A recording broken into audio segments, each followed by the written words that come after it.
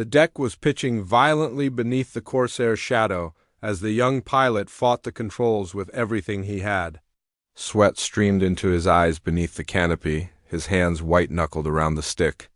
The engine screamed, not like a reassuring roar, but like something furious, barely contained. Below him, the aircraft carrier's deck seemed impossibly short, much shorter than it had during training. The plane bucked as if it wanted nothing more than to tear itself free and plunge into the Pacific. For a split second, the pilot wondered. If he should bail out, no enemy was chasing him. No bullets were flying. And yet this was the most terrified he had ever been. The wheels slammed down hard. The nose lurched. The Corsair bounced once, twice before the pilot wrestled it back under control. When it finally skidded to a halt, silence flooded the cockpit. Around him, deck crews stared, some shaking their heads. Another near disaster. Another pilot. Lucky to walk away. The nickname echoed in his mind as he climbed out, the Ensign Eliminator. This was supposed to be America's next great fighter, sleek, powerful, revolutionary. On paper, the F4U Corsair looked unbeatable fast enough to outrun anything in the sky, armed with devastating firepower, driven by the largest engine ever put in a single-engine fighter. But reality was cruel. The Corsair was wild, unforgiving, and brutally honest. One mistake, and it punished you. Young pilots dreaded it. Carrier captains didn't trust it.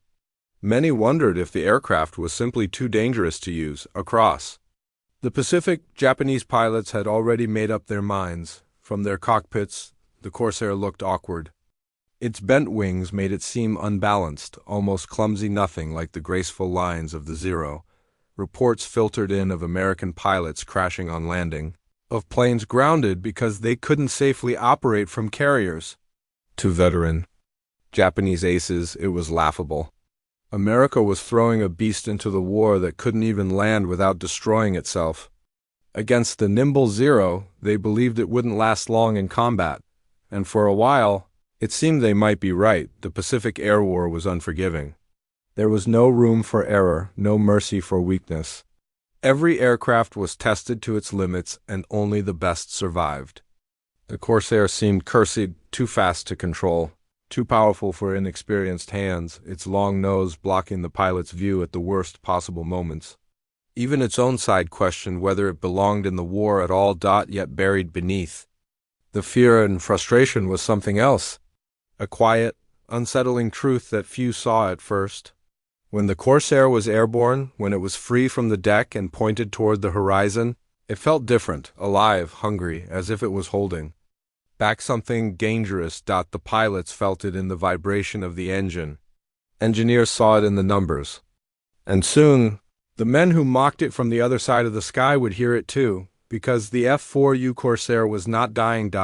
It was waiting. In the opening years of the Pacific War, the sky belonged to Japan. Above, turquoise waters and jungle-shrouded islands, the Mitsubishi A6M0 carved wide, effortless arcs through the air. It was light, agile, and deadly, an aircraft built not just to fly, but to dominate. Japanese pilots spoke of it with reverence. It could turn inside almost anything the Allies had. It climbed with ease, glided like a hawk, and in the hands of a veteran pilot, it felt less like a machine and more like an extension of the body. By the end of 1941, it was more than a fighter. It was a symbol. Many of the men who flew it were already legends. They had trained for years, not months. Their doctrine demanded perfection, discipline, patience, and absolute aggression at the moment of attack. They learned to fight as hunters circling high above the battlefield, waiting for a single mistake. And when that mistake came, they struck without hesitation. American pilots quickly learned that a Zero could appear out of nowhere, snap onto your tail, and tear your aircraft apart before you had time to react. The early months of the war reinforced Japanese confidence. Wake Island, the Philippines, the Dutch East Indies. Again and again, Allied aircraft fell from the sky. American planes were heavier, slower, and burdened by armor that Japanese designers had deliberately discarded to achieve maneuverability. To Zero pilots, these enemy fighters felt predictable, easy to outrun, easy to trap. Even when faced with newer American designs, the outcome rarely changed. Skill, doctrine, and experience carried the day in squadron debriefs and intelligence rooms. The conclusion seemed obvious. The Emperor's pilots had mastered the air. When news began to circulate of a new American fighter, Japanese interest was minimal. Reports described a bent-wing plane powered by an enormous engine fast in a straight line, perhaps, but awkward. Some intelligence officers noted that it struggled with carrier landings. Others mentioned crashes, aborted deployments, and confusion among American units about how and where to use it. The name Corsair appeared in briefings, then faded into the margins. It didn't look like a threat. The Zero had faced monsters before. Heavy aircraft with more guns, thicker armor, and greater speed, but they all failed in the same way. They couldn't turn, they couldn't dance. And once trapped in a turning fight, they died. Japanese pilots believed air combat was an art, not a contest of raw power. The idea that brute force could replace finesse seemed laughable. So, when the Corsair failed to appear in large numbers over the Pacific skies in 1942, no one in Japan was surprised. From their perspective, it was just another American experiment that had collapsed under the pressure of real war. Carrier decks were no place for unstable machines. The Pacific did not forgive design flaws. Occasionally, a glimpse of the aircraft would surface, a distant silhouette, a brief encounter far from the carriers. But these moments were rare and usually inconclusive. There were no dramatic dogfights, no sudden shift in the balance of power. If anything, the absence of the Corsair confirmed what Japanese pilots already believed. Whatever promise it held on paper, it was irrelevant in combat. Confidence hardened into certainty. Zero pilots continued flying as they always had, slow patrols, tight formations, turning engagements that destroyed lesser opponents. They were still winning, still hunting, still sure that mastery of the sky belonged to them alone. The war, in their eyes, was unfolding as expected. What they did not see were the quiet changes happening beyond the horizon. The Americans were watching, learning, losing pilots, but gaining experience. While the Zero's design remained largely unchanged, Allied engineers and tacticians were absorbing every painful lesson written in fire and wreckage. They were beginning to understand the Zero's strengths, and more importantly, its limits, and somewhere away from the carriers, far from the skeptical eyes of Japanese reconnaissance planes, the Corsair was finding its purpose. Its early failures had hidden something critical. Japanese pilots dismissed it because they believed air combat could never outrun tradition. They assumed the rules of the sky were fixed.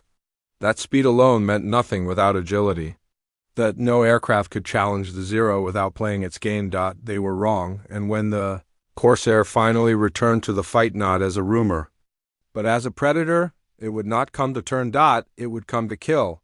The Japanese pilots, who once laughed at its twisted wings, would soon learn an unforgiving truth. The sky does not belong to those who dominate it first, but to those who adapt. From the beginning, the Corsair was never meant to be ordinary. Its very shape announced rebellion. Those inverted gull wings bent sharply downward and then back up were not a stylistic flourish, but a compromise with physics. The heart of the aircraft was the Pratt & Whitney R2800 Double Wasp, the most powerful engine America had ever mounted on a fighter. It was enormous, brutal in capability, and hungry for air. To keep the propeller from striking the ground, designers needed long landing gear. Long gear meant weakness. Weakness meant death. So the wings were bent instead, drawing the fuselage closer to the ground while still clearing that massive prop. On the drafting table, it was brilliant. In the air, it was something else entirely. The engine delivered violence. Over 2,000 horsepower surged through the airframe every time the throttle was pushed forward. The Corsair didn't accelerate so much as it lunged.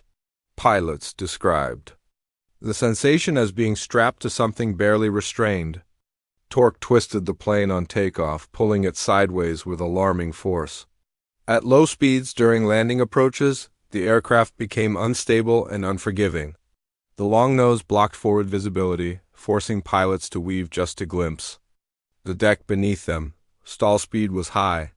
Bounce once on landing, and the Corsair had a habit of leaping back into the air, often just long enough to slam down harder and veer out of control. Pilots were lost before a single enemy shot was fired. Carrier decks became graveyards of bent metal and shattered confidence. The Navy watched accident reports pile up and made a decision born of cold realism. This aircraft was not ready. Perhaps it never would be. By late 1942, the verdict was clear. The Corsair would not operate from carriers for now. For an aircraft designed to rule the open ocean, it was a crushing blow, but wars do not pause for pride. The Marines, desperate for performance, saw the situation differently. They were fighting from brutal, improvised island airstrips, squirrel runways carved from jungle and fire. Carrier compatibility mattered less to them than speed, firepower, and survivability. And when Marine pilots took the Corsair aloft, away from the deck, something changed. The rough landings were still dangerous but manageable. Once airborne, the aircraft revealed its true nature. It climbed faster than anyone expected. It dove like a stone. In level flight, it outran nearly every opponent. Engineers and mechanics followed closely behind. Every flaw became a problem to be solved, not a reason to quit. Landing gear was strengthened. Oleos were redesigned to absorb impact more smoothly. The cockpit was raised slightly, improving visibility over the nose. Canopies were reshaped. Even small details like stall warning behavior and trim adjustments were scrutinized relentlessly. The Corsair was not forgiven for its faults. It was disciplined. Equally important, pilots began to change the way they fought. They learned not to dogfight in tight circles, not to challenge the zero where it was strongest. Instead, they used altitude and speed. The Corsair could climb high, then dive with terrifying momentum, strike once, and disappear before the enemy could react. These boom and zoom tactics turned the aircraft's raw power into a weapon. What had once felt uncontrollable was now an advantage if you respected it. For months, this transformation went mostly unnoticed by the enemy. The Corsair was still missing from carriers. Intelligence reports still downplayed it, but among the men flying it, something shifted. Fear gave way to trust. Trust hardened into confidence. The Corsair had not been tamed in the traditional sense. It was not made gentle. It was made honest. Every improvement, every adjustment brought it closer to what it had always promised to be. Not a compromise aircraft, not a failed experiment, but something sharper, something faster, something that did not ask permission. And as engineers tightened bolts and pilots refined tactics, the gap between what the world believed the Corsair was and what it was becoming grew wider by the day. The monster was no longer trapped in the blueprints. It was waking up. The Corsair did not arrive in the Pacific with ceremony. It came in pieces, crated, shipped, bolted together under blistering sun and constant threat. The airstrips it occupied were nothing like the smooth decks it had been designed for. They were scars carved into the islands, strips of crushed coral, and mud still smelling of smoke and blood. Engine oil soaked into the ground alongside rainwater. This was not a proving ground. It was a survival test. Marine squadrons took the Corsair into combat not because they trusted it completely, but because they had no better option. The enemy was close. The sky above Guadalcanal, the Solomons, and Bougainville was contested daily. Japanese aircraft struck supply lines, bombed positions, harassed troops trying to move through the jungle.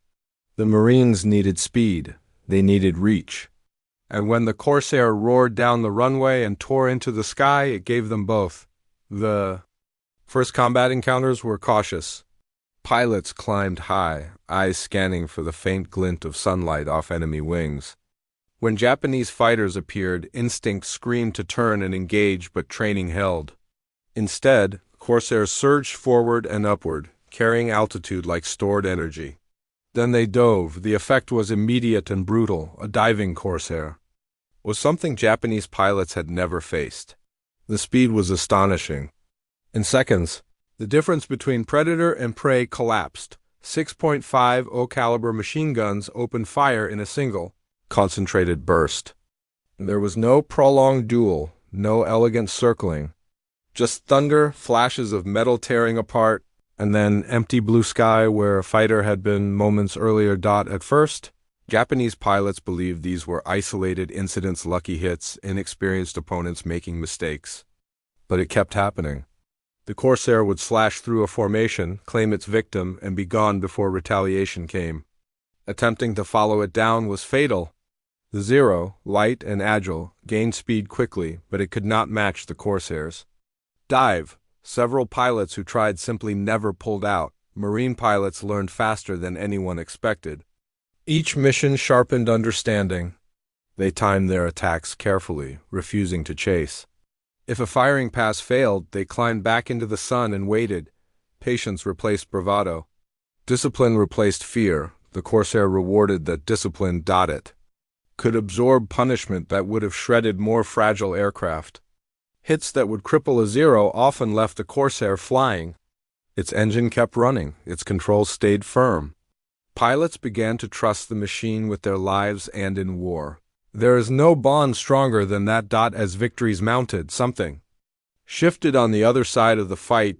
Japanese pilots reported encounters with a new kind of enemy fighter, one that didn't behave as expected, one that refused to turn, one that arrived screaming out of the sky and vanished just as quickly. Intelligence officers took note, but old assumptions died slowly.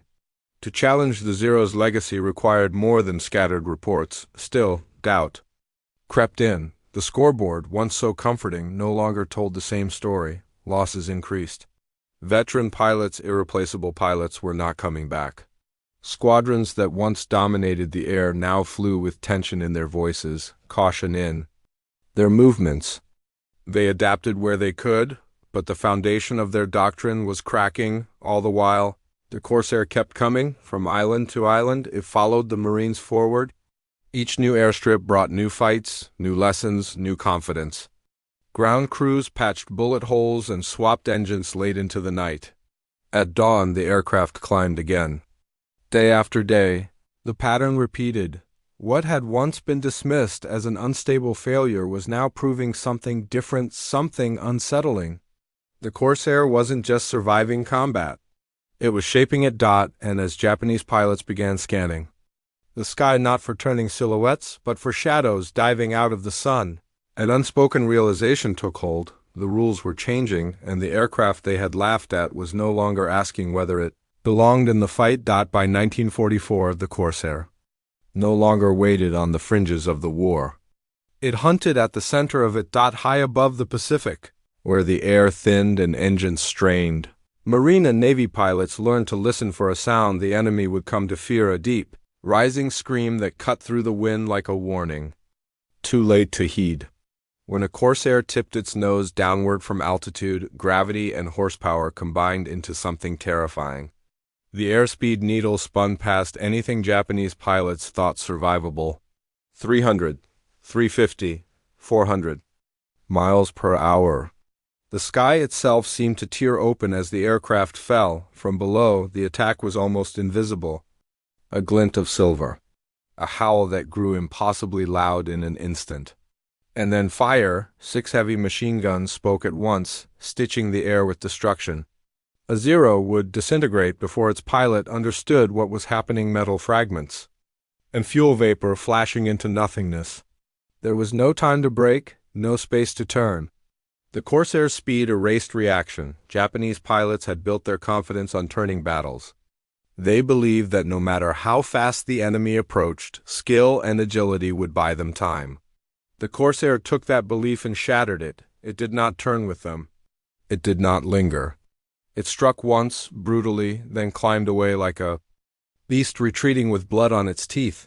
Attempts to chase it ended in disaster. Several aces, veterans with years of combat etched into their instincts, tried to follow Corsairs into dives. They paid with their lives. Wings tore free, controls locked. Aircraft exceeded limits they were never designed to handle. Survivors returned shaken, speaking of an American fighter that defied the natural order of air combat. At the same time, Corsair pilots were becoming legends. Names spread quickly through squadrons. Men who mastered the machine and reshaped battlefields. They attacked in pairs and fours, coordinating dives with lethal precision. Altitude became weapon storage. Speed became armor. One burst was enough. Two a certainty. Kill ratios soared. Engagements that once favored Japan now ended in American dominance. The Corsair was no longer just winning fights. It was enforcing fear. Japanese formations began to scatter at the first hint of a high-altitude threat. Pilots jettisoned bombs early. Missions were aborted. Escorts clung closer together, but it didn't help. The Corsair came from above, from behind, from angles the Zero was never meant to defend against. Even when a Zero survived the first pass, it was often damaged engine sputtering. Controls compromised, its pilot already thinking about how to escape rather than how to fight. And escape was becoming impossible. What terrified Japanese pilots most was not just the Corsair's speed or firepower, it was its refusal to play by their rules. They could no longer dictate the fight, no longer lure enemies into slow, turning engagements. They were reacting. Now, always reacting, the psychological shift was devastating. Once, Japanese pilots had spoken of air combat with pride. Now reports used different words: unpredictable, overwhelming, unstoppable. Intelligence briefings quietly updated their assessments. The bent-wing fighter was no longer irrelevant. It was a priority threat, too late, above island chains stretching. From the Solomons to the Philippines, Corsairs roared day after day, their engines announcing their arrival long before the pilots could be seen. Japanese airfields were strafed into dust. Reinforcements dwindled. Experienced aviators vanished from rooster lists, replaced by men with barely enough training to climb into the cockpit. Men facing an enemy that gave no mercy. The sky itself felt different for Corsair pilots. Fear hadn't vanished, but it had changed. They no longer feared their own aircraft. They trusted it. They trusted the engine's scream, the violent acceleration, the recoil of the guns. The monster they'd once struggled to control had become an extension of will and instinct. Below them, the enemy was learning the same lesson. They once taught others, turning would not save you, speed would not save you, there was no maneuver left.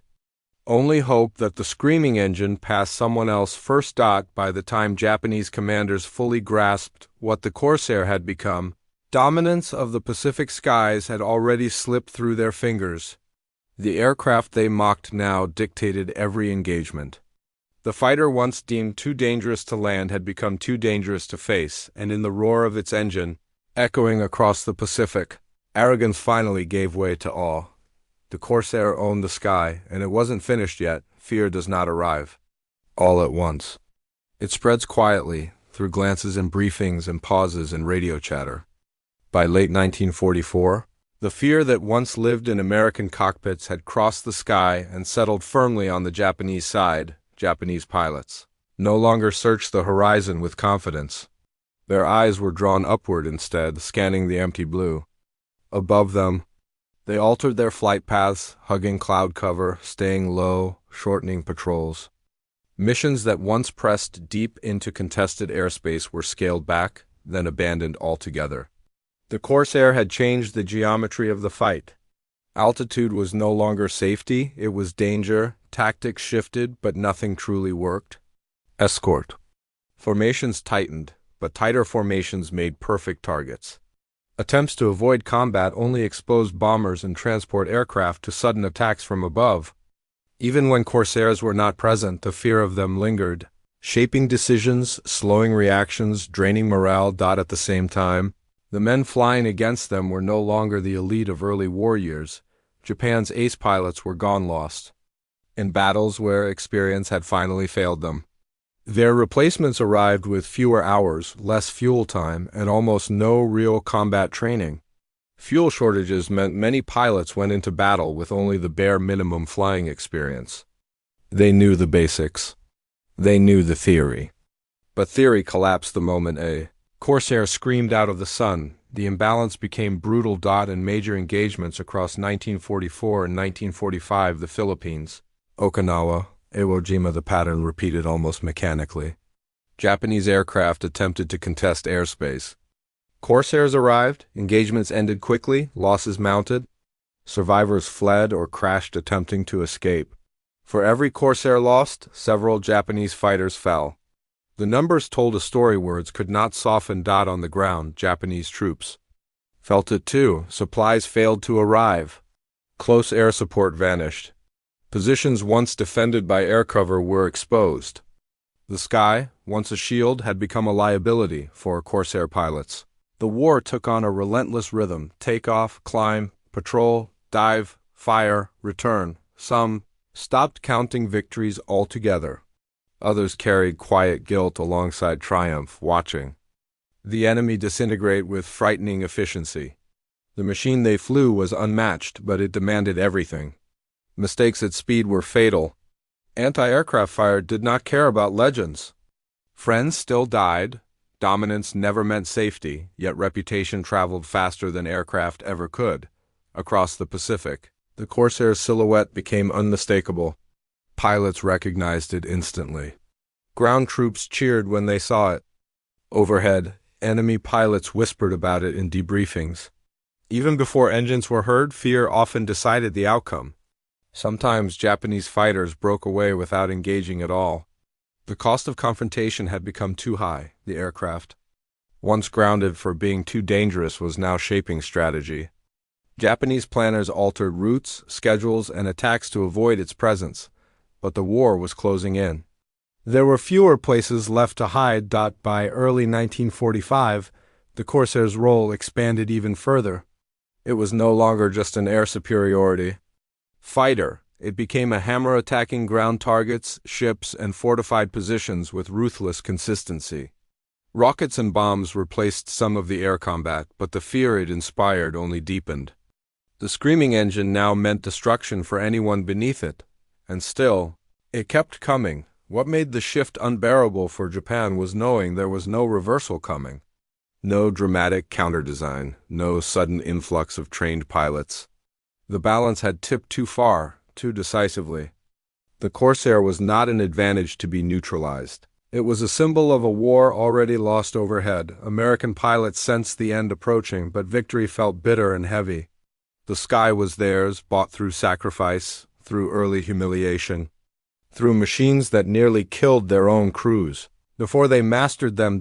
As the Pacific Air War ground toward its conclusion, one truth stood unchallenged: the fear that once haunted American pilots had found a new home, and it would not be leaving. The war ended quietly for the Corsair. There was no final duel in the clouds, no dramatic last stand against an equal enemy. By the time silence began to creep into the Pacific skies, the outcome had already been decided by years of relentless pressure. The air war had been won long before the final surrender papers were signed, yet the memory of the Corsair's journey lingered, especially among those who had flown it when no one believed in it. Pilots remembered the earliest days, when fear had nothing to do with the enemy.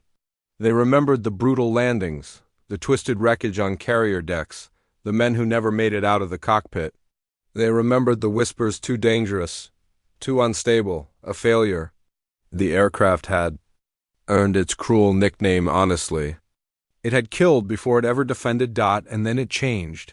What history would later remember as inevitable had felt anything but. The Corsair's transformation was not luck or destiny. It was stubborn refinement. Engineers refusing to abandon a design everyone else had written off.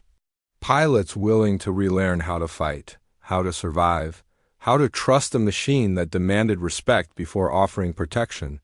The Corsair had not adapted to war gently. It had been forced to evolve or disappear. By the final year of the conflict, its record spoke with devastating clarity. More than any other American naval fighter, the Corsair destroyed enemy aircraft at a staggering ratio. Japanese pilots, once masters of the sky, had come to recognize its shape instantly and to fear it just as quickly.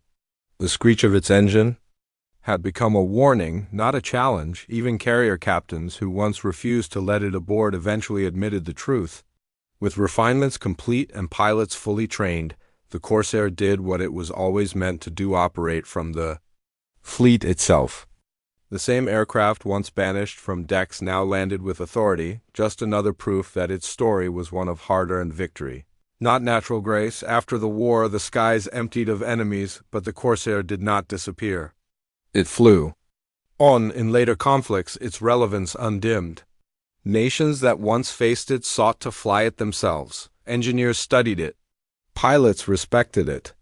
The nickname Ensign Eliminator faded, replaced by words like legend and icon. History rarely remembers the moment when something is almost discarded. It remembers what survives. The Corsair survived arrogance, both friendly and enemy alike. It survived flawed assumptions and early humiliation. It survived the hardest proving ground imaginable and emerged not refined into something polite, but sharpened into something unstoppable. The Japanese pilots who once mocked its bent wings and ungainly posture were right about one thing: the Corsair was dangerous. They simply misunderstood who it was dangerous to. In the end, the screaming engine that once terrified young American pilots became the sound of dominance echoing across the Pacific, a reminder that failure, when faced honestly, can become the foundation of victory. And when the skies finally grew quiet, the Corsair left behind a truth written in wreckage and clouds.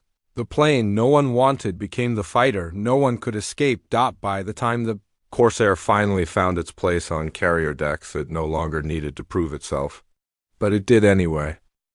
The landings that once ended in wreckage and funerals became controlled, confident, almost routine. Pilots learned the exact angle, the precise throttle control, the subtle movements that turned chaos into discipline.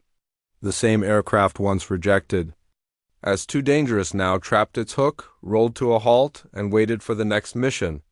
Not because it had grown tame, but because the men flying it had grown worthy of it. War had a way of revealing truth through extremes, and the truth of the Corsair was impossible to ignore.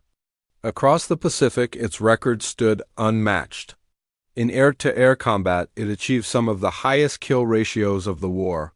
For every Corsair lost, enemy aircraft fell in staggering numbers. This wasn't luck. It was the result of speed, power, and a fighter that refused to fight on its enemy's terms. Even those who once stood against it came to respect it. Japanese pilots who survived the war would later speak of the Corsair with quiet seriousness. They remembered its shape against the sun, the sound that announced attack but offered no escape. They understood, with painful clarity, that the balance of power had shifted the moment the Corsair's potential was fully unleashed. It was no longer just another American aircraft. It was the one that changed everything. Yet perhaps the most remarkable part of the Corsair's story is how close it came to vanishing. In another timeline, it might have been scrapped, written off as an ambitious mistake, overshadowed by safer, easier designs. Innovation rarely arrives polished. It arrives rough, demanding patience, courage, and sacrifice. The Corsair demanded all three. It punished arrogance, rewarded discipline, and revealed greatness only to those willing to endure its flaws. History is filled with weapons that performed well immediately and were quickly forgotten. The Corsair was not one of them. It carved its legend slowly, painfully, through crashes and doubts, through retraining and blood. It became a reminder that progress often looks like failure to those unwilling to stay long enough to understand it. When the war ended and the Pacific skies fell silent, the Corsair remained etched into memory, into metal, into history. Its screaming engine no longer echoed in combat, but its story did. A story of an aircraft no one wanted, a story of a fighter no one could stop, and a story that nearly, tragically, was never told at all.